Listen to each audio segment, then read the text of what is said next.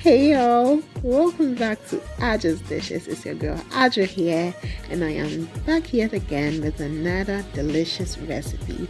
Today we'll be making fresh tomatoes fish gravy. If you're a returning subscriber, hey guys, how are you all doing? If you haven't subscribed to my channel yet, please join the family. Let's keep growing together and let's get creative in our cooking. So please guys, if you like this video, give it a thumbs up, and we're gonna have fun today because this recipe here today is a low budget delicious recipe I'm sharing. Let's start from a fresh. I'll be using this beautiful fresh mackerel I got off the market, and I'll be seasoning this with my shrimp cube. This is going to be the base of my seasoning. I'll be adding my ginger, garlic and onion paste. Yes, this is my recipe. It's actually my holy grail. This is for my meats, my chicken, my fish. Yes, so I'll also be using these grains of slim, or what we also know as quentia, popularly in Ghana. It's also called echo, ito. There are a lot of names people call it.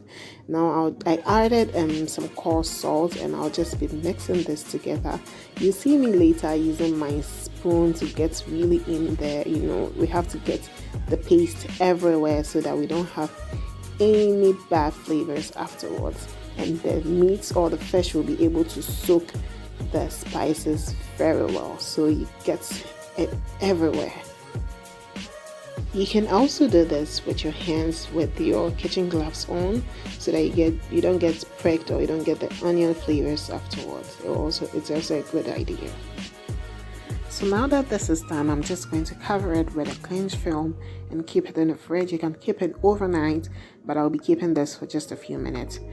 Now heat up your oil. I'm going to be using red oil for today because this sauce actually tastes better with red oil.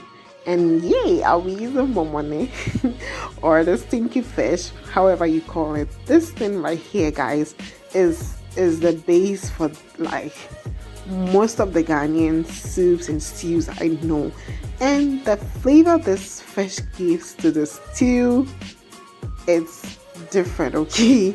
So at this point it's fried, and I've added my cubed or my largely cubed red onions, and I'll be frying this till it's kind of translucent. So during the frying process of the onion, I just added a few teaspoons of chili flakes or powdered pepper. You can use cayenne pepper, whatever you want. So now you can see how translucent the onion is looking. I'll be adding the next ingredients, which is going to be my tomato paste. So for this recipe, I won't be using a lot of tomato paste because I'm actually going to be using a lot of fresh tomatoes. So I don't want to have a lot of tomato paste in this recipe. So now it's actually time for me to add my chopped tomatoes. And this is for my people who live in regions where you cannot find a lot of fresh tomatoes, okay? It's absolutely fine if you're abroad and you find that you cannot get fresh tomatoes. You can use your crushed canned tomatoes, and you get preferably the same taste and a good stew to eat, okay? So it's absolutely fine if you use canned tomatoes. So now I'm going to be adding my fresh mackerel.